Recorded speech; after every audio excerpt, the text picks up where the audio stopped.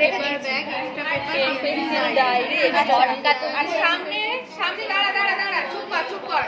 সামনে এই যে দুটো সামনে যে পকেট দুটো আছে, একটাতে রাখবি হ্যান্ড ওয়াশিং এর জিনিসপত্র, মানে এখানে আমি প্লাস্টিকের অ্যাপ্রনটা এখানেই ঢোকাচ্ছি, hand washing towel, hand wash সবকিছু রাখবি, বা সাবান। আর আরেকটা যেটা আছে, আরেকটা পকেটে ইউরিন টেস্টের সমস্ত জিনিস, ইউরিনের ডিস্ট্রিক্ট, তারপরে টেস্ট টিউব সবকিছু।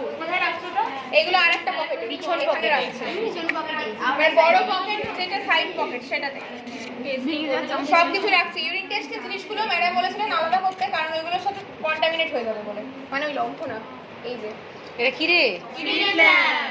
এটার ইউজটা কেমন করে? আরে এর মধ্যে স্পিরিট দিয়ে আগুন আমাদের এটা করতে হবে না, আমাদের শুধুমাত্র আপাতত রিভিউ করার জন্য সমস্ত স্টেরাইল জিনিস, ঠিক আছে? আর হচ্ছে কি বলেছেন না, একটা নাইফ ডিশের মধ্যে এই যে সিজার, মানে এই আর্টারি ফরসেপ থেকে শুরু করে যা যা লাগবে, ধর এই সিজারটা আর্টারি ফরসেপ ধর, মানে ধর একটা নাইফ ডিশ আছে, তার মধ্যে নাইফ ডিশের মধ্যে আর কি সবকিছু রেখে সেটাকে ভালো করে এরকম মুড়িয়ে দিয়ে গজের মধ্যে রাখতে হবে। আর ড্রেসিং এর যা যা লাগবে, একটা ড্রেসিং স্টেরাইল জিনিস, সেই জন্য আর একটা আলাদা খাপে, আর আরেকটা যে নাইফ ডিশের মধ্যে রাখতে হবে।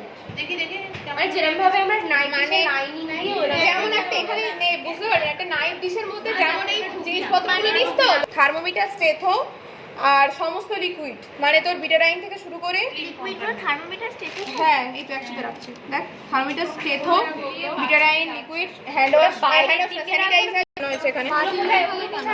এই তো এই আর একটা কম্পার্টমেন্টে একটা স্টেরাইল করবি, একটা ক্লিন করবি। স্টেরাইল কোনো স্টেরাইলিটি মেইনটেইন হচ্ছে না, মানে সব তো এই মিশে গেল। স্টেরাইলে কি রাখবো বল?